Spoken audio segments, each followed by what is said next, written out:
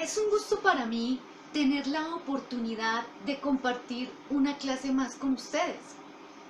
En el día de hoy seguiremos viendo nuestra clase La Biblia, la Palabra de Dios. La clase de hoy es la clase número 4.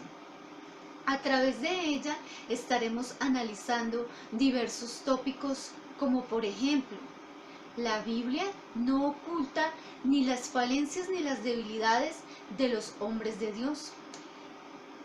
La Biblia es la palabra profética más segura y en comparación con otros escritos de diversas religiones en el mundo, la Biblia es el único libro que tiene un cumplimiento profético exacto.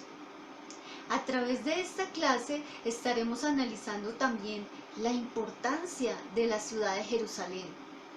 Espero esta clase sea de mucha bendición para ustedes, pero antes de comenzar vamos a pedir la presencia de nuestro Dios y de su Espíritu Santo. Señor, te damos gracias por este momento en que podemos estar en tu presencia.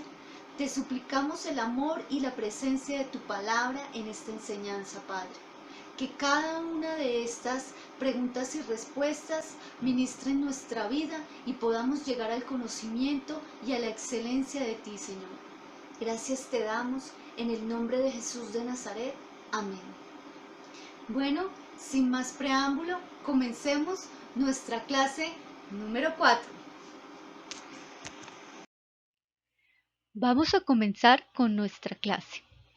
La Biblia, la Palabra de Dios, clase Instituto Bíblico de BBN, acompañada de conceptos y conocimientos teológicos de la docencia. La Biblia, la Palabra de Dios, clase online 4. Profesora Sandra Echeverri. Material sin ánimo de lucro, respetando los derechos de los autores citados en este material. Propósitos de esta clase. Resaltar la veracidad de la Biblia respecto a sus escritores con sus debilidades y falencias. Demostrar cómo la Biblia no oculta ningún detalle de las debilidades humanas. Corroborar el cumplimiento de las diversas profecías registradas en la Biblia y cómo a través de ellas podemos comprobar que la Biblia es la palabra profética más segura. Nuestra pregunta número 1 dice: ¿la Biblia es honesta al presentar a sus protagonistas y confrontar a sus lectores? ¿Ustedes qué creen que sea la respuesta? ¿Será verdadera o será falsa? Vamos a analizarla a la luz de las Escrituras. Es verdad que la Biblia muestra a sus protagonistas tal y como son. Por una parte, tenemos a David, el adúltero. Eso lo podemos comprobar en 2 de Samuel, capítulo 11. También tenemos a Moisés, el iracundo y homicida. Éxodo, capítulo 2, versículos 11 al 14. Además, tenemos a Gedeón, el incrédulo. Jueces, capítulo 6. Por otra parte, también tenemos a Sansón, el inmoral. Jueces, capítulo 14, capítulo 15 y 16. También tenemos a Jacob, el engañador, Génesis 27. Y por último, a Isaías, el de labios inmundos. Isaías capítulo 6, versículos 5 al 7. Como podemos ver, la Biblia no tiene ningún interés en ocultar quiénes eran los hombres que después llegaron a ser grandes hombres de Dios. David cometió adulterio con una mujer llamada Betsabé. Y no solamente que cometió adulterio con dicha mujer, sino que además mató a su esposo Urías poniéndolo en frente de batalla. Moisés, al no tener dominio de su carácter, se le consideraba un hombre iracundo, y tanto era el problema de su carácter que llegó a ser un homicida y tuvo que huir al desierto. Gedeón se le consideró un hombre incrédulo, pues Dios ya le había dado una palabra específica de su llamado y de lo que él haría por el pueblo de Israel, mas sin embargo Gedeón puso muchas pruebas a Dios para corroborar si realmente era Dios quien le hablaba. Sansón fue un inmoral que no solamente cayó una o dos veces, sino que también cayó con una mujer filistea, pueblo del cual ellos eran enemigos del pueblo de Dios, y esta mujer junto con su pueblo tenía toda clase de prácticas paganas y inmorales. Jacob fue un completo engañador, tanto así que robó la primogenitura de su hermano Esaú por medio de artimañas. Isaías tuvo que reconocer, estando ante la presencia de Dios, que era un hombre, como diríamos en nuestro país latino, Colombia, mal hablado, pues todas las palabras que salían de su boca eran inmundas. Entonces, con base en esta información, ¿qué podemos decir respecto a la respuesta? ¿Realmente la Biblia es honesta al presentar a sus protagonistas y confrontar por medio de estas verdades a sus lectores? Claro que sí. La respuesta a esta pregunta indiscutiblemente es verdadera. Vamos con nuestra pregunta número 2. La Biblia presenta a Abraham y sus dudas y mentiras, a Jefet y su voto absurdo a Dios, a David y sus graves pecados, al profeta Isaías y sus labios inmundos, a Pedro y sus errores, a Tomás y su incredulidad. Son solo algunos de los datos que ilustran que la Biblia no presenta a sus protagonistas como héroes mitológicos impecables, sino como pecadores falibles. ¿Será que la respuesta a esta pregunta es verdadera? ¿Será que es falsa? Vamos a analizarla. En Juan capítulo 12, versículo 42 dice lo siguiente: sin embargo, hubo muchos que sí creyeron en él, entre ellos algunos líderes judíos, pero no lo admitían por temor a los fariseos, por temor a que los fariseos los expulsaran de la sinagoga, porque amaban más la aprobación humana que la aprobación de Dios. ¿Qué les parece? A la luz de este texto podemos ver claramente cómo hay hombres, y por qué no decirlo también mujeres, que prefieren recibir la gloria o la adulación de la gente antes de recibir la gloria eterna y la recompensa de Dios para quienes les son fieles.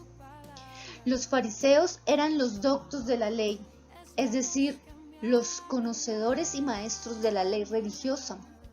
Pero desafortunadamente eran al mismo tiempo las personas con más influencia dentro del pueblo. Y tristemente los judíos le dieron más importancia al criterio de estas personas importantes que a las palabras y a la predicación del Señor, convirtiéndose así en cristianos de la secreta. Y dicho sea de paso, muchos de nosotros, por temor al ridículo, por temor a la vergüenza, al qué dirán o a qué de pronto pensarán los que antes corrían con nosotros en una vida desenfrenada y de pecado, no nos hemos arriesgado a predicar la palabra de Dios, a compartirla, a llevarla a tantas almas que necesitan este conocimiento. Entonces, con base en esta información, ¿qué podemos decir acerca de la respuesta a esta pregunta? ¿De verdad la Biblia presenta a Abraham, a Jefet, a David, a Pedro y a muchos de sus escritores con sus falencias y debilidades? Por supuesto que sí. La Biblia presenta a cada uno de sus escritores tanto con sus virtudes y sus falencias, porque como está escrito, todo es para que la gloria sea de Dios y no de los hombres. Continuemos con nuestra pregunta número 3. Los escritores bíblicos fueron honestos al presentar sus propios errores, dudas, angustias, dolores, así como también los de los demás. ¿Qué podemos decir respecto de esta pregunta? ¿Será que es verdadera o es falsa? Vamos a analizar. Indiscutiblemente, los escritores bíblicos no se reservaron nada de lo que el Espíritu Santo consideró que debía quedar allí plasmado. ¿Y por qué? Porque la idea de la Biblia, la palabra de Dios, es básicamente mostrarnos lo que somos como seres humanos. En otras palabras, la idea de la palabra de Dios es ser un espejo para nosotros, es señalarnos lo que está bien y lo que está mal dentro de nosotros. No hay ningún ser perfecto, solo hay uno, y ese es aquel que murió en una cruz para hacernos libres de nuestras culpas y de nuestros pecados. Hacernos libres de nuestras culpas y pecados incluye un proceso de sanidad interior, incluye un proceso de liberación y también un proceso de restauración. Por eso era necesario que los escritores de la Biblia fueran auténticos, fueran hombres de carne y hueso como tú y como yo. Y era también muy necesario que en la Biblia quedaran plasmados todos sus pecados y falencias. De otra manera, no habría forma en que nosotros nos pudiéramos sentir identificados con ellos y también perdonados por Dios. La palabra de Dios dice, como está escrito, no hay justo ni aun uno, no hay quien entienda, no hay quien busque a Dios. Todos se desviaron, a una se hicieron inútiles. No hay quien haga lo bueno, no hay ni siquiera uno. La generalidad de todos los seres humanos, incluyendo a los escritores bíblicos, es la tendencia a hacer lo malo. Y dicho sea de paso, tanto ellos como nosotros, si somos algo hoy en día, lo somos por aquel don inmerecido llamado gracia. Entonces, con base en esta información, ¿la respuesta a esta pregunta viene siendo? Claro que sí. La respuesta a esta pregunta es verdadera. Los escritores bíblicos fueron honestos a presentar sus propios errores, sus propias dudas, sus propios dolores y también así los de los demás. Vamos con nuestra pregunta número 4. La Biblia es singular y consistente en presentar al único sin pecado, al Mesías de Israel, el Señor Jesucristo. ¿Qué podemos decir acerca de esta pregunta? ¿Será verdadera? ¿Será falsa? Vamos a analizarla a la luz de algunos textos bíblicos. Dice la palabra de Dios en 2 Corintios capítulo 5 versículo 21. Al que no conoció pecado, le hizo pecado por nosotros para que fuésemos hechos justicia de Dios en él. En el preciso momento en que Jesús de Nazaret murió en aquel madero, en ese momento dice la Biblia que exclamó algunas palabras y una de ellas fue: Padre, ¿por qué me has abandonado? ¿Por qué el Padre le dio la espalda a su Hijo en el momento más crítico? La respuesta está en este texto. Porque el Padre le había hecho pecado por nosotros. Jesús se había convertido en el hombre más pecador y maldito por nosotros, por cargar nuestros pecados en aquella cruz. En Hebreos capítulo 7, versículo 26 dice: porque tal sumo sacerdote nos convenía, santo, inocente, sin mancha, apartado de los pecadores y hecho más sublime que los cielos. Era necesario que este sumo sacerdote diera su vida por nosotros y entrara en el lugar santísimo. qué fue lo que realmente Él hizo en aquel momento en que expiró en aquella cruz. Se dice que el velo del templo se rompió en dos, porque quedó expedito, es decir, abierto el lugar y la entrada al lugar santísimo, gracias a la muerte vicaria de Jesús de Nazaret. Dice Primera de Corintios, capítulo 1, versículo 30, mas por obra suya estáis vosotros en Cristo Jesús, el cual se hizo para nosotros sabiduría de Dios y justificación y santificación y redención. Notemos que Jesús se hizo sabiduría de Dios. Fue un plan de mucha sabiduría vencer a Satanás en aquella cruz. Y por medio de aquella victoria, Jesús de Nazaret nos concedió la justificación. Pero no solo justificación, sino que nos declaró santos y sin mancha delante de Dios, y además nos redimió, es decir, nos libertó de nuestros pecados. Entonces, con base en esta información, la respuesta a esta pregunta es verdadera. Claro que sí. La Biblia es singular y consistente al presentarnos al único sin pecado, al Mesías, Jesús. ¿Qué dice nuestra pregunta número 5? Jesucristo fue anunciado proféticamente, comenzando desde Moisés y avanzando por los salmos y los profetas. Fue identificado públicamente en los libros que narran su despliegue personal en el mundo. Es enseñado de la misma manera aún para los futuros eventos anunciados para el cielo, tierra, eternidad, y cuando regrese será juez, rey y señor. Una pregunta de un profundo análisis, ¿verdad? Pues reúne mucha información en una sola pregunta, pero vamos a tratar de responder de manera abreviada a esta pregunta, la cual ¿será verdadera o será falsa? Indiscutiblemente uno de los argumentos que demuestran la veracidad de las Escrituras es la manera del cumplimiento profético de la venida del Hijo de Dios.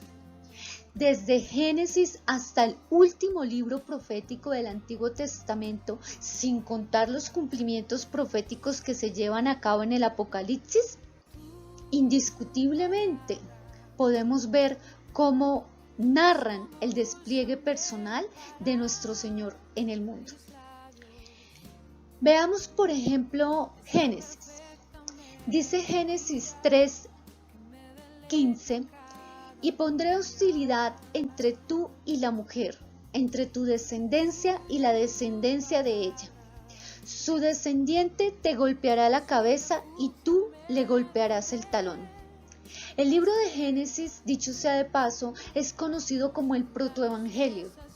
¿Sabías tú que si una persona se encontrara algunos fragmentos de la Biblia y dichos fragmentos fueran solo el libro de Génesis, esta persona tendría el conocimiento del Salvador del mundo en el protoevangelio?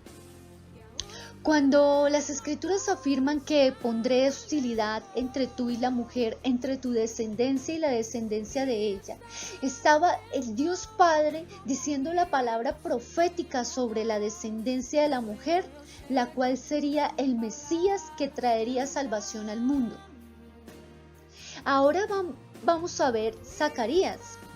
Dice: alégrate, oh pueblo de Sión, grita de triunfo, oh pueblo de Jerusalén, mira tu rey, viene hacia ti, él es justo y victorioso, pero es humilde, montado en un burro, montado en la cría de una burra. Zacarías 9:9. Aquí, la palabra profética del último libro del Antiguo Testamento nos está diciendo que el Señor Jesucristo entraría en su entrada triunfal a Jerusalén en un pollino, en una cría de asna, en un burro. Esto es muy conocido por todos los cristianos, tanto católicos como protestantes, y a esto lo llamamos el Domingo de Ramos. Ese muy conocido Domingo de Ramos es la celebración de la entrada triunfal de nuestro Señor Jesucristo a Jerusalén. Y todo esto ya estaba profetizado desde el Génesis, pasando por Zacarías y también pasando por los últimos libros de la Biblia. Todo esto es el cumplimiento señalado de los eventos futuros que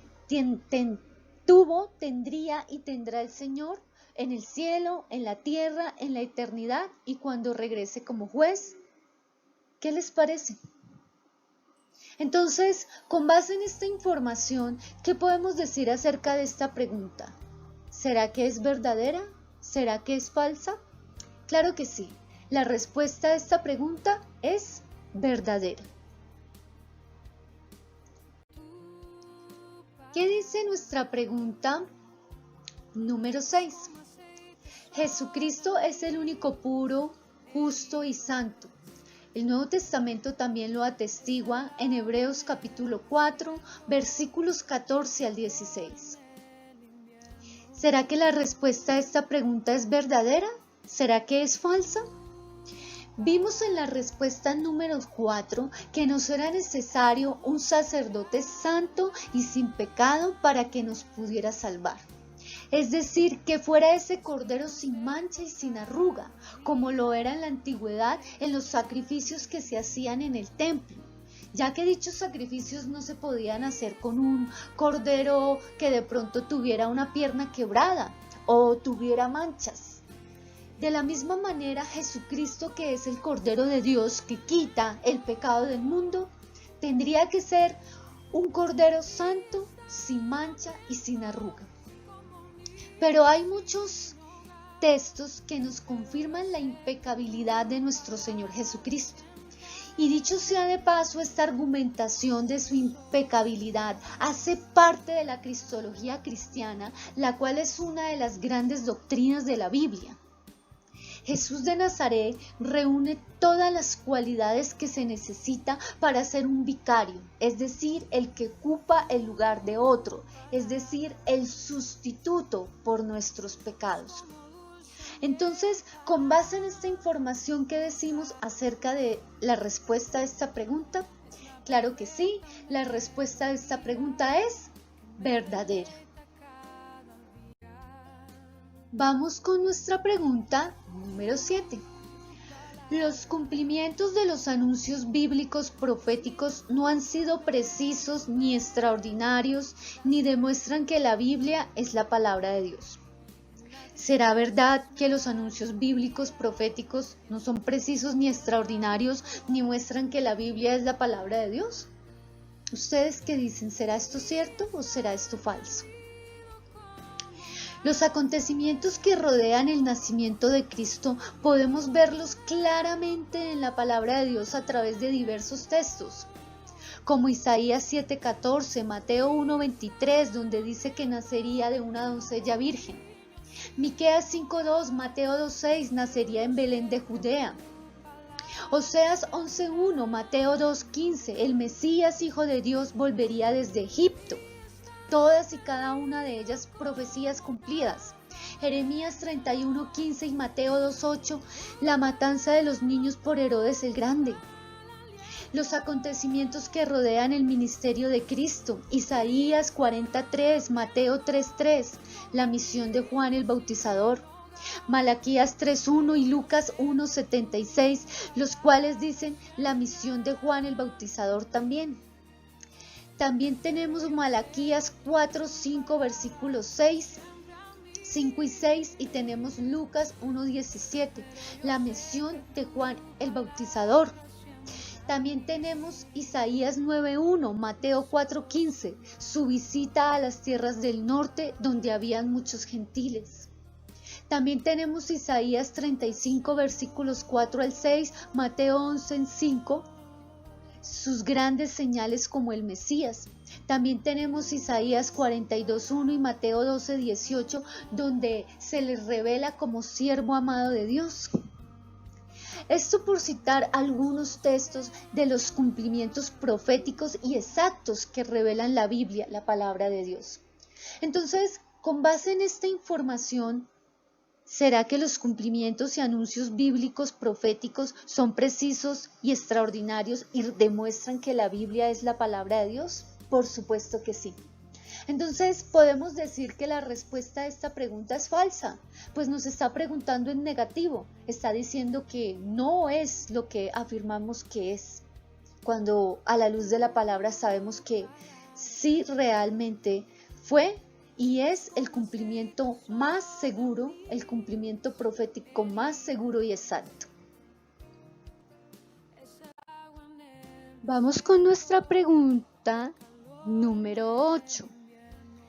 Desde las promesas dadas a Abraham hace 4000 años, pasando por el nacimiento de la nación en Éxodo y basándonos en la monumental profecía de Deuteronomio 28:30, Israel ha sido y es el mayor tópico de la profecía bíblica y el mayor testimonio de la fidelidad de Dios al mundo entero. ¿Qué podemos decir respecto de esta pregunta? ¿Será verdadera? ¿Será falsa? Vamos a analizarla. Una de las formas en que teológicamente conocemos al pueblo de Israel es con el nombre del reloj profético de Dios. La historia del comienzo y de la finalidad del pueblo de Israel gira alrededor de las profecías bíblicas. La nación que nació con el patriarca Abraham revela en sus aciertos y desaciertos históricos el plan de salvación de Dios no solo para Israel, sino para el resto de la humanidad. Cada situación que marque el acontecer histórico de esta nación confluye hacia la realidad del segundo advenimiento del Mesías, es decir, del Hijo de Dios llamado Jesucristo. Pero fue el mismo Señor Jesucristo que, mediante las siguientes palabras en Mateo 23:39, dijo: porque os digo desde ahora, no me veréis hasta que digáis, bendito el que viene en el nombre del Señor. El Señor Jesucristo estaba aquí haciendo una alusión a un profeta del Antiguo Testamento, a David, el salmista, en Salmo 118, versículo 26, que dice: bendito el que viene en el nombre del Señor, desde la casa del Señor os bendecimos. Una vez más, el Señor Jesucristo está ratificando que los escritos antiguos son palabra de Dios y que son veraces. Entonces, con base en esta información, la respuesta a esta pregunta, claro que sí, es verdadera. Pero vamos con nuestra pregunta número 9. Libros enteros se pueden escribir y de hecho se han escrito acerca de las profecías ya cumplidas sobre Jerusalén, su presente de 3000 años de dominio judío desde que la tomó David y su futuro terrible por un lado y extraordinario por el otro. Jerusalén. ¿Qué podemos decir acerca de esta pregunta? ¿Será verdadera? ¿Será falsa?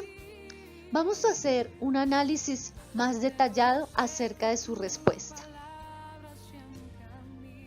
Porque así dice el Señor Todopoderoso, cuya gloria me envió contra las naciones que os saquearon. La nación que toca a mi pueblo, toca a la niña de mis ojos. Zacarías capítulo 2, versículo 8.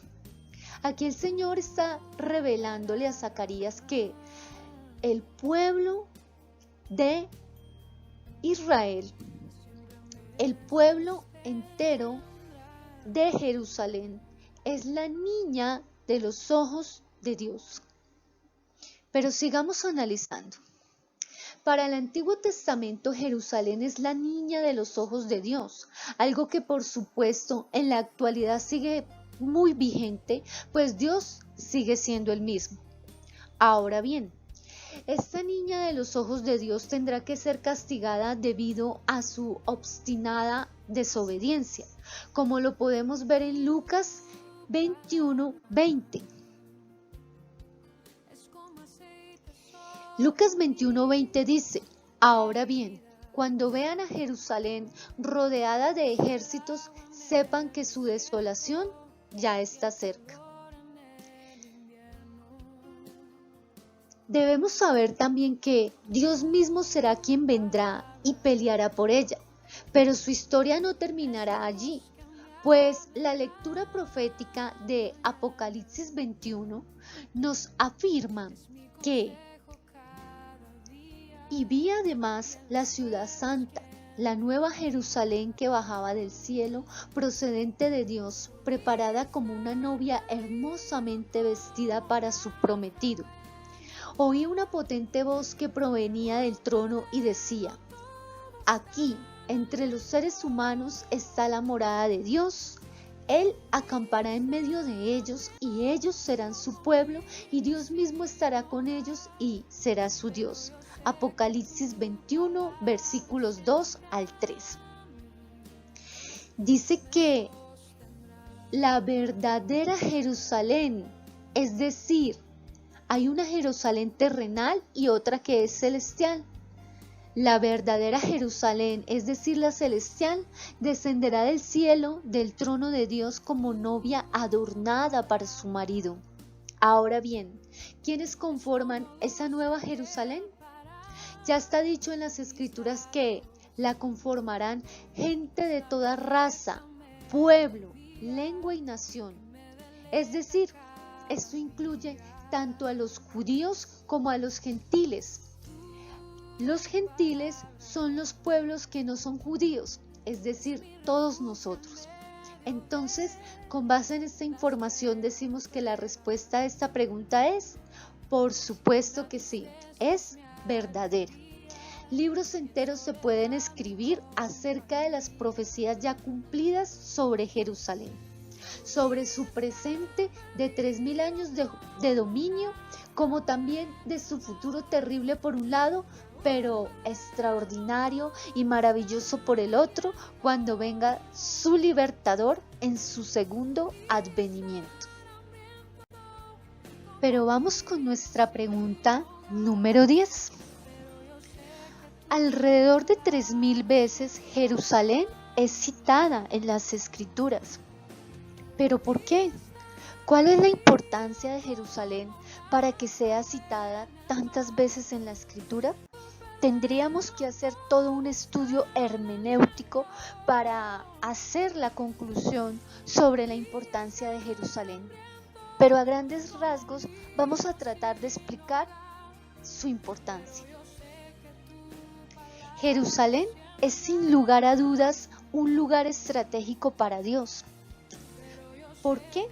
Porque es allí donde se han efectuado y se efectuarán un sinnúmero de cumplimientos proféticos. Estamos hablando de la misma Jerusalén de la que Jesús dijo las siguientes palabras: Jerusalén, Jerusalén, la que mata a los profetas y apedrea a los que le son enviados a ella. ¿Cuántas veces quise juntar a tus hijos como la gallina junta a sus pollitos debajo de sus alas y no quisiste? Mateo 23:37 es donde Jesús afirma estas palabras. Notamos esta exclamación de dolor que está diciendo el Señor. Y dolor porque para Jerusalén vendría un juicio por haber rechazado no solo al Mesías, sino a todos los profetas que Dios le había enviado. Ahora bien, esto es la muestra de que Dios es fiel a sus promesas y la obra que Él comenzó en su santa ciudad la terminará. Dice el salmista en el Salmo 122, versículo 5: porque allí se establecieron los tronos para juicio, los tronos de la casa de David. Nada más y nada menos aquí nos está revelando un misterio. Los tronos de la casa de David se establecieron en la santa ciudad de Jerusalén. Pero Jeremías 3:17 afirma: en aquel tiempo llamarán a Jerusalén trono del Señor, y todas las naciones acudirán a ella, a Jerusalén. ¿A causa de quién? A causa del nombre del Señor. Y no andarán más en la terquedad de su malvado corazón. Cuando el Señor haya terminado su plan profético para su pueblo, a Jerusalén la llamarán trono del Señor. ¿A causa de quién?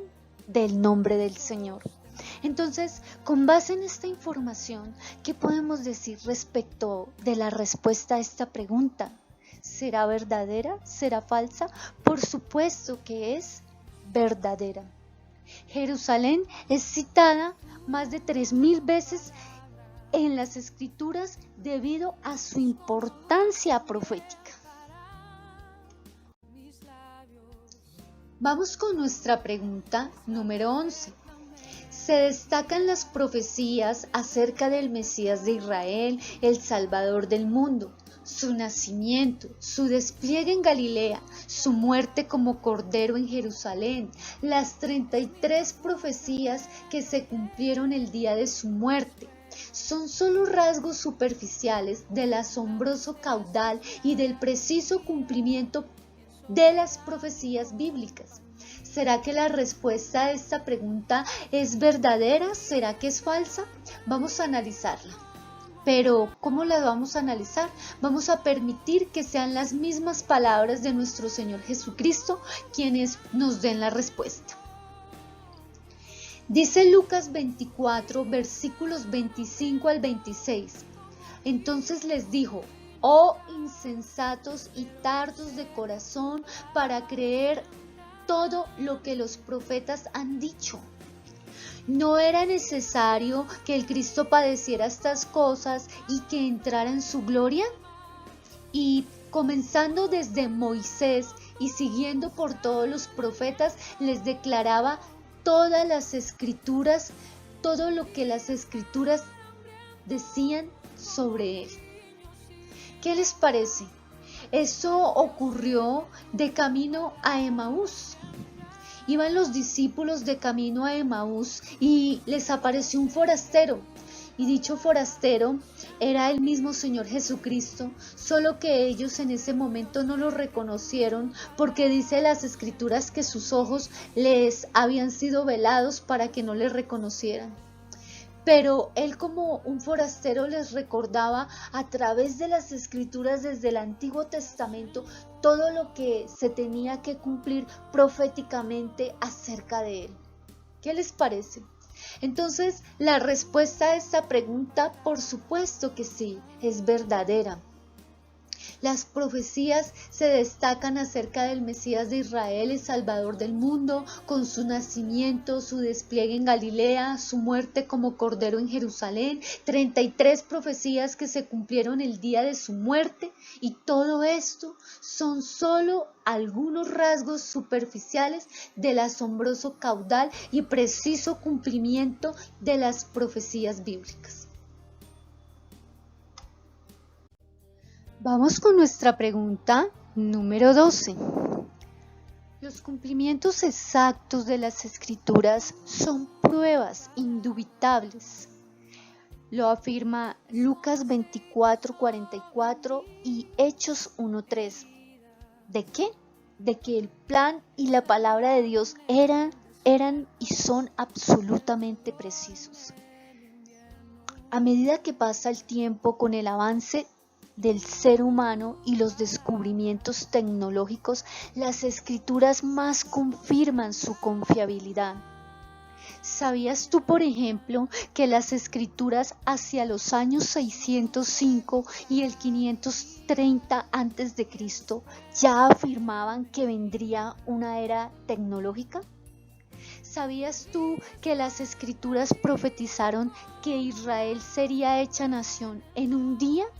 Esto se llevó a cabo el 14 de mayo de 1948, el cual fue el día en que Israel fue declarada nación después de muchos años de andar errantes fuera de su territorio en la conocida diáspora judía, la cual se presentó después del 70 después de Cristo.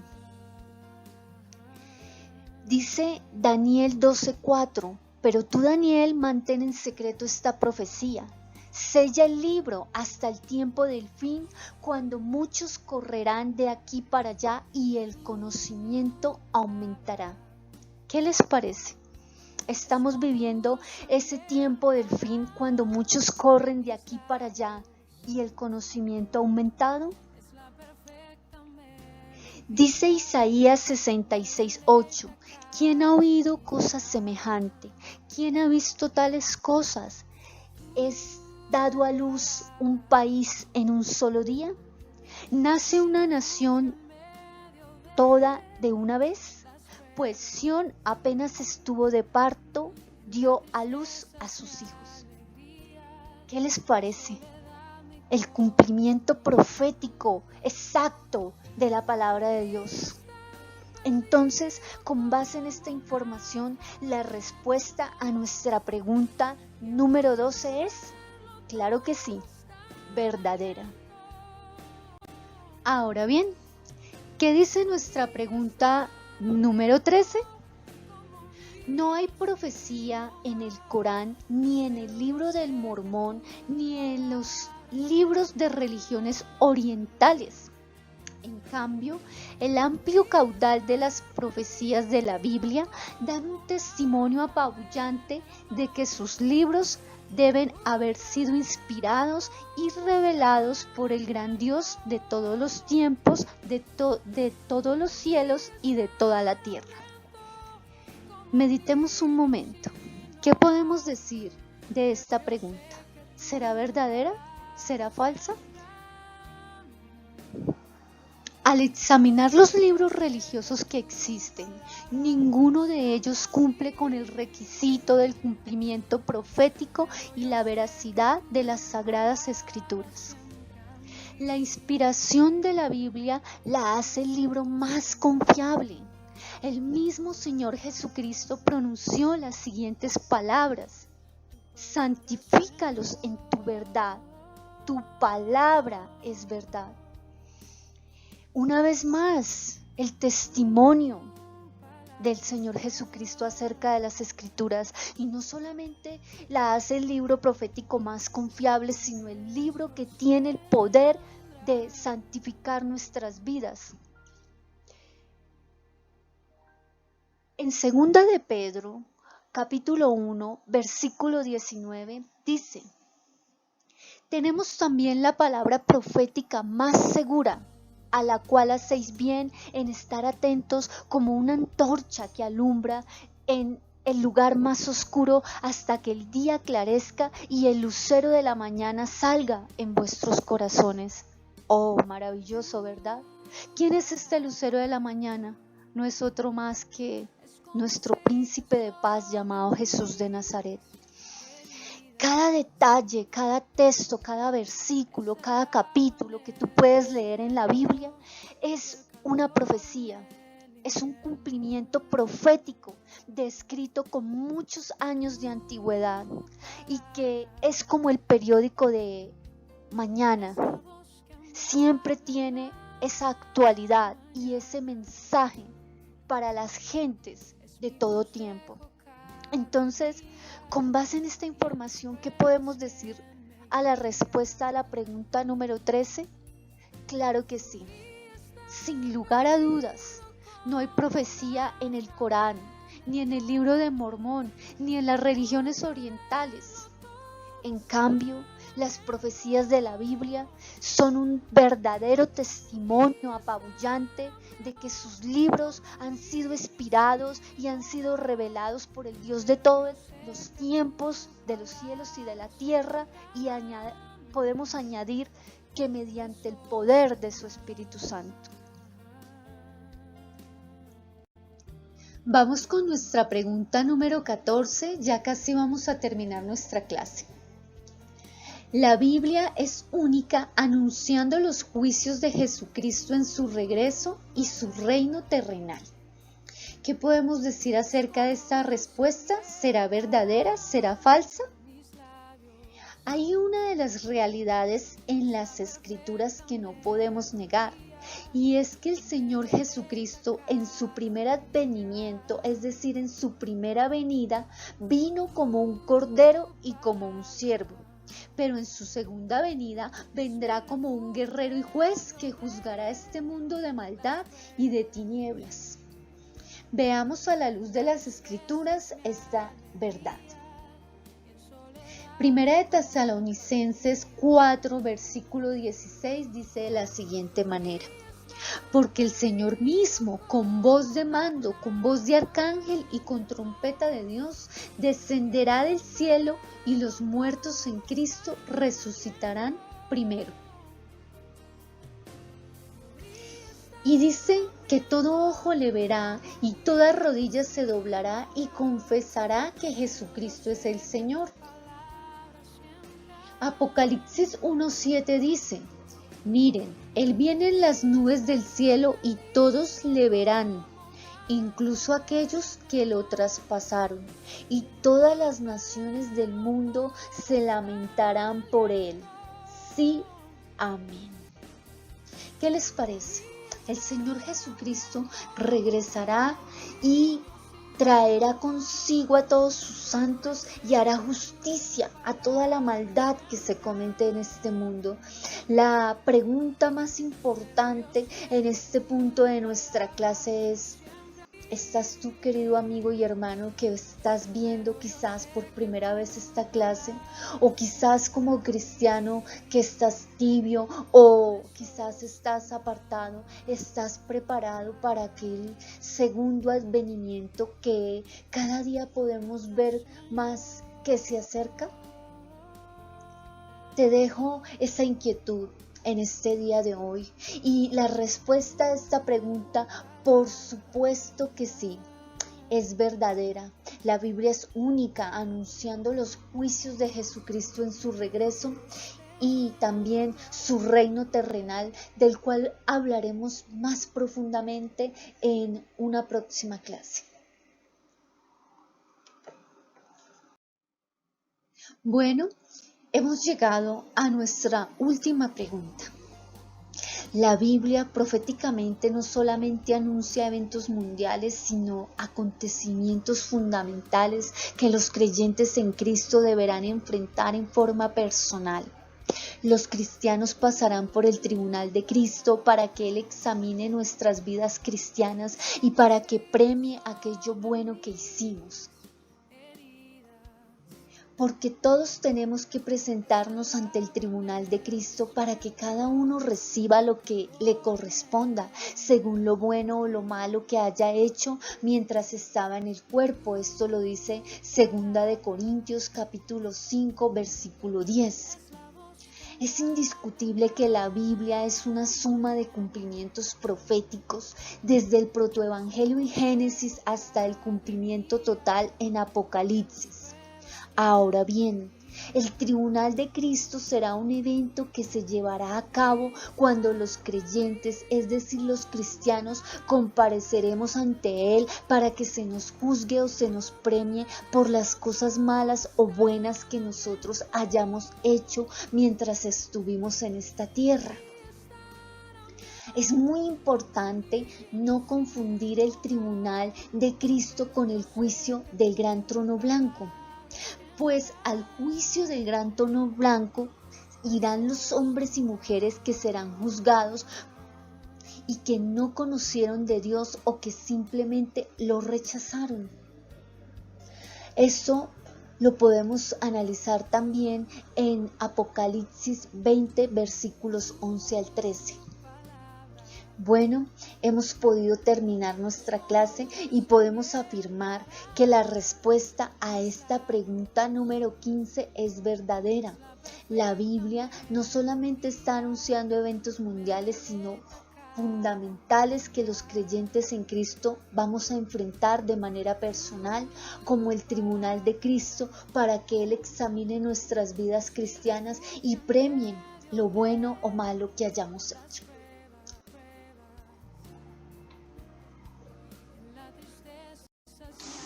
Es un gusto para mí haber tenido la oportunidad de compartir esta clase contigo. Espero haya sido de mucha bendición para tu vida y tener la oportunidad de poder compartir otro espacio como este. Es muy importante que tengamos presente la importancia de las Escrituras y cómo de verdad ellas son la palabra profética más segura. Si quieres tener toda la información acerca de la Biblia, la palabra de Dios, te invito a que veas esta serie de clases desde la clase número 1 y verás que la Biblia tiene mucho más para ofrecerte de lo que tú te imaginas. Pues ella no es solamente la que nos revela el plan de salvación de Dios para nuestras vidas, sino que además es un rico caudal de conocimiento, tanto profético como intelectual y, por qué no decirlo, académico. La Escritura afirma que ellas hacen sabio al sencillo. Deseo lo mejor para tu vida y que tengas muchas bendiciones de Cristo Jesús, tanto en tu mente como en tu corazón y en tu espíritu. Bueno, nos veremos hasta una próxima ocasión. Bendiciones.